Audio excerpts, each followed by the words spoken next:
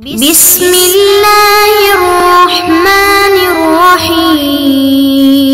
اعوذ باللہ من الشیطان الرجیم بسم اللہ الرحمن الرحیم صلی اللہ علی رسولہ الکریم السلام علیکم ورحمۃ اللہ وبرکاتہ۔ طلاب کرام عزیز، کیسے ہیں؟ امید کرتے ہیں آپ خیر و عافیت سے ہوں گے۔ بدایت المعارف جزء رابع کا سبق نمبر 55 شروع کر رہے ہیں، جس میں عنوان قرار دیا گیا کتاب کی عبارت عقیدتنا فی الاسلام سے لے کر ولو طبقت الشریعۃ الاسلامیۃ تک۔ طلاب کرام عزیز، آج کے درس میں جو نکات محور گفتگو قرار ہوں گے وہ یہ ہیں۔ نمبر 1، ہمارا عقیدہ اسلام کے بارے میں کیا ہے، یعنی ہم شیعہ اثنا عشری اسلام کو کس نگاہ سے دیکھتے ہیں، اسلام کے بارے میں ہمارا تصور کیا ہے۔ نمبر 2،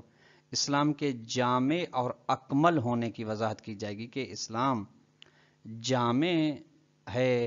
اور کامل دین ہے، اس کا کیا مطلب ہے، انشاءاللہ وضاحت آئے گی۔ آئیے عبارت کو ملاحظہ فرمائیں۔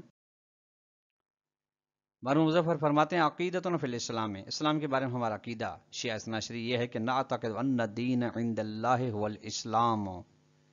ہمارا عقیدہ ہے کہ محبوب ترین دین خداوند متعال کے نزدیک اسلام ہے۔ اسلام یعنی بطور کامل سر تسلیم خم ہونا۔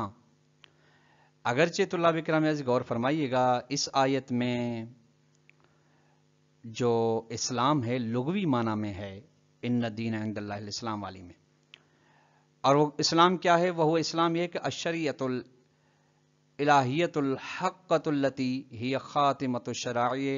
واکملها واوفقها فی سعادۃ البشر، یہ اصطلاحی تعریف ہے۔ اسلام یعنی وہ قانون الہی جو برحق قانون الہی ہے، وہ شریعت خدائی جو برحق شریعت ہے، اور یہی شریعت تمام شرائع کے خاتمہ کرنے والی ہے، یعنی اختتام پذیر ہے اور اس کے بعد کوئی شریعت نہیں آنے والی، اور کامل ترین شریعت ہے، اور موفق ترین شریعتوں میں سے شریعت ہے انسان کی سعادت میں، وَأَجْمَعُهَا لِمَصَالِحِهِمْ فِي دُنْيَاهُمْ وَآخِرَتِهِمْ، اور یہ جامع ہے، یہ شریعت جامع ہے، وَأَجْمَعُهَا لِمَصَالِحِهِمْ فِي دُنْيَاهُمْ وَآخِرَتِهِمْ، اور یہ شریعت الہیہ حقہ جامع ہے انسانوں کی مصلحت دنیاوی و اخروی کے لیے، وَصَالِحَةٌ لِلْبَقَاءِ مَدَى الدُّهُورِ وَالْعُصُورِ، اور جب تک زمان اور زمین قائم ہے تب تک یہ شریعت مقدس اسلام ابدیت رکھتی ہے، بقا رکھتی ہے، لا تتغیر ولا تتبدل، زمان و مکان اس کے اندر تغیر و تبدل نہیں لا سکتے، وجامعۃ لجمیع ما یحتاجہ البشر من نظم الفردیت والاجتماعیت والسیاسیت، اور شریعت الہیہ حقہ جامع ہے، یعنی اپنے اندر رکھتی ہے تمام ان چیزوں کو جن چیزوں کی جانب انسان محتاج ہے اپنی زندگی انفرادی میں، زندگی اجتماعی و سیاسی میں۔ ولما کانت خاتمۃ الشرائع، اور چونکہ شریعت الہیہ اسلام تمام شرائع کے آخر میں آنے والی ہے، تمام کا خاتمہ کرنے والی ہے، اس کے بعد کوئی شریعت نہیں آنے والی، ولا تترقب شریعت اخرى، اور اس کے بعد کسی اور شریعت کی امید نہیں، تصلح جو صلاحیت رکھتی ہے ھذا البشر، اس انسان کے بارے میں، وہ انسان المنغمس بظلم، جو ظلم میں غرق ہے، والفساد، فساد میں غرق ہے، کہ اس کے لیے صلاحیت رکھتی ہے کہ اس کی اصلاح کر سکے، فلا بد، اس لیے ضروری ہے کہ یاتی یوم یقوی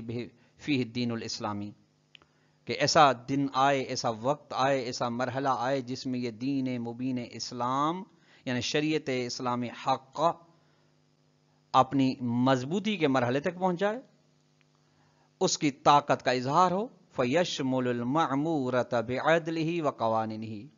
بس یہ دین اسلام شامل ہے اس تعمیر کو،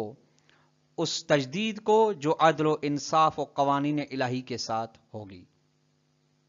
طلاب اکرام عزیز، یہاں تک تو عبارت مرحوم مظفر تھی۔ آئیے اب تشریح پڑھتے ہیں۔ فرماتے ان جامعیت الاسلام و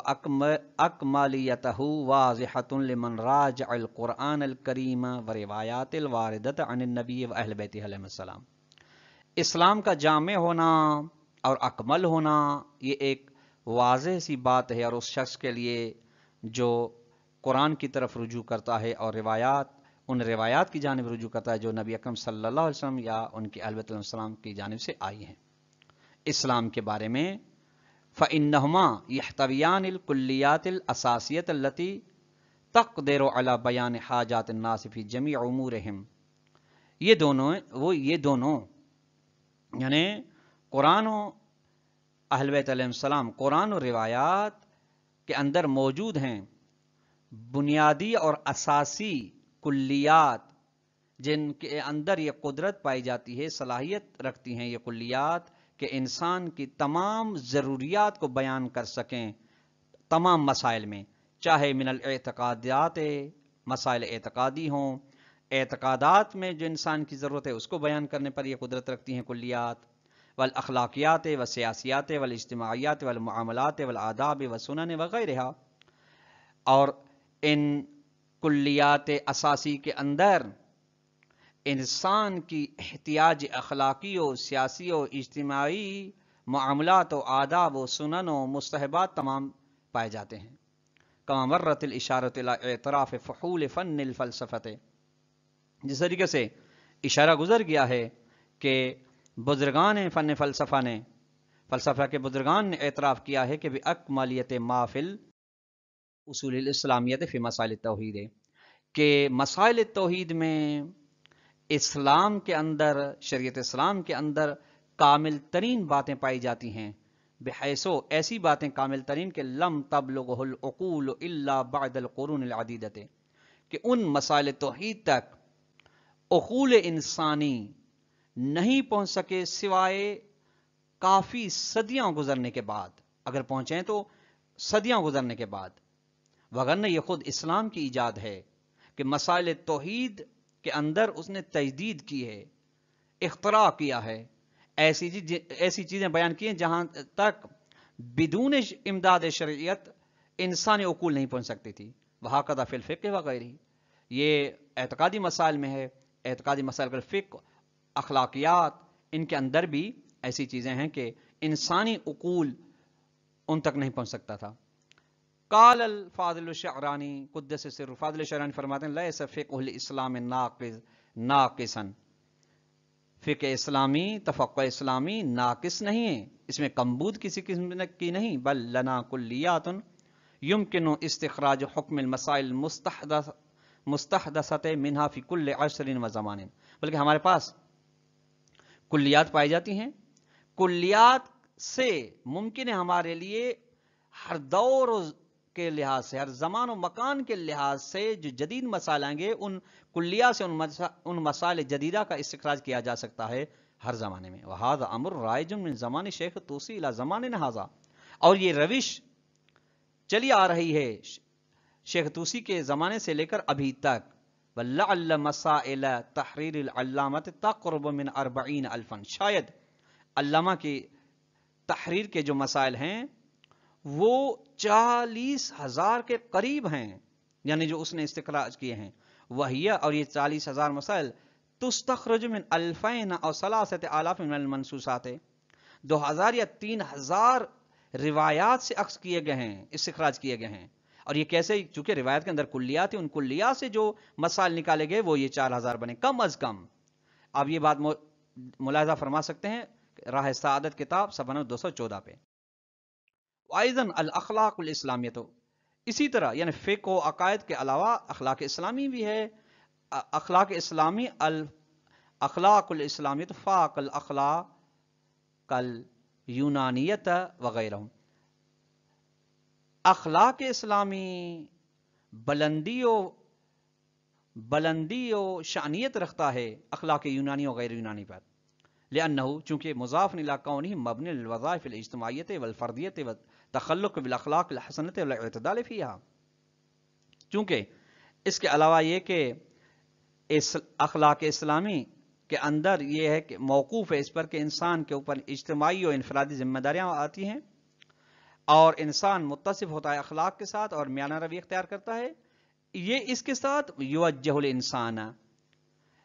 انسان کو متوجہ کرتا ہے نحو الغایۃ القصویٰ، اس بلند ترین مقصد کی جانب جس مقصد کے لیے انسان کو بنایا گیا ہے، اور جس مقصد کی خاطر یہ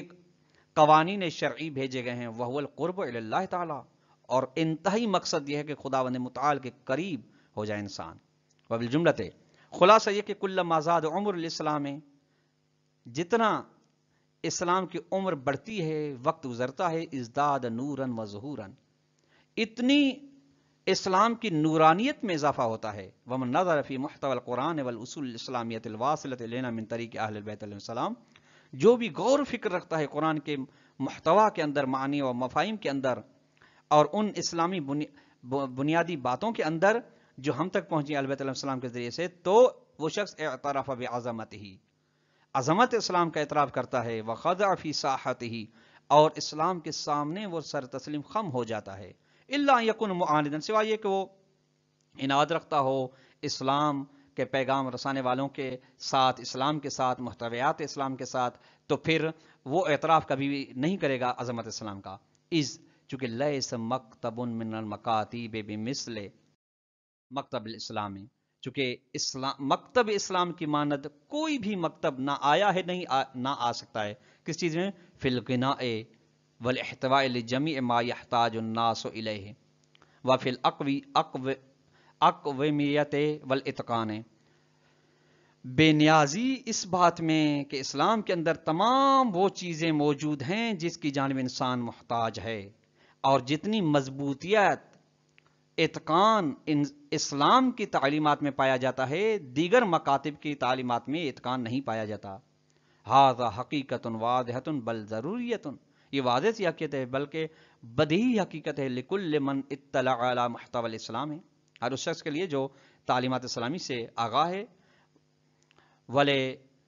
ارشاد الناس الی ھذی الحقیقت وردت الاثار و روایات الکثیرۃ المتواترۃ، اور اسی حقیقت کی جانب انسان کو رہنمائی کرنے کے لیے بہت ساری کثیر تواتر کے ساتھ روایات آئی ہیں. ومن جملتها، ان میں سے ایک روایت ما وہ ہے جو رواہ محمد بن یعقوب ان ابی الحسن موسیٰ علیہ السلام حدیثا، کہ موسیٰ کاظم علیہ السلام سے محمد بن یعقوب نے روایت کی ہے. وفی ہے، اس حدیث میں ہے کہ قال سمعت، راوی کہتا ہے فقلت، میں نے امام موسیٰ کاظم صاحب کی خدمت میں عرض کیا، اصلحک اللہ، خدا آپ کو نیک بنائے، عطا رسول اللہ الناس بما یکتفون بہ فی عہدہ، کیا نبی اکرم نے تمام ان چیزوں کو لایا ہے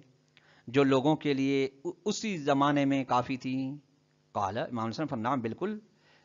اسی زمانے میں بھی کافی تھی. وما یحتاجون الیہ الی یوم القیامت، اور وہ چیزیں بھی نبی اکرم نے لائی ہیں جو اس زمانے کے بعد، نبی اکرم کے زمانے کے بعد تا قیام قیامت لوگ آتے رہیں گے، ان کو ضرورت پڑے گی،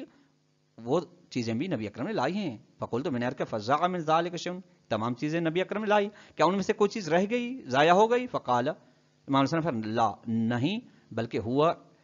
عند اہلہ، بلکہ ان کے اہل تعلیمات اسلام کے نزدیک وہ محفوظ ہے. اصول کافی میں یہ حدیث موجود ہے، جلد نمبر 1 صفحہ نمبر 57 پہ. بس نتیجہ، فالاسلام هو الدین الجامع الذی یقدر لرفع احتیاج الناس، اسلام ہی جامع دین ہے جو قدرت رکھتا ہے کہ انسان کی ضروریات کو پورا کر سکے، مکمل کر سکے، انسان کی پریشانیوں و مشکلات کو دور کر سکے. وادارت الامور، اور امور انفرادی و اجتماعی و معاشرتی کو چلا سکے.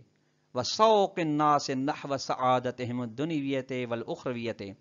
اور اسلام ہی ہے جو قدرت رکھتا ہے کہ انسان کو لے جائے اس سعادت تک جو خداوند متعال کی جانب سے اس کے لیے سعادت دنیاوی رکھی گئی ہے اور اخروی. وسطات انشاءاللہ حاکمیت ھذا الدین علی جمیع اقطار الارض بظہور ولی اللہ الاعظم مولانا المہدی الحجۃ الحسن ارواحنا فدا. اور عنقریب انشاءاللہ آئے گی کہ یہ دین حاکم ہوگا اور تمام مکاتب، تمام ظنونات محکوم ہو جائیں گے. یہ دین حاکم ہو جائے گا تمام زمین کے خطوں پر، وہ بھی امام زمان علیہ الاف و تحیت و ثنا کے ظہور سے.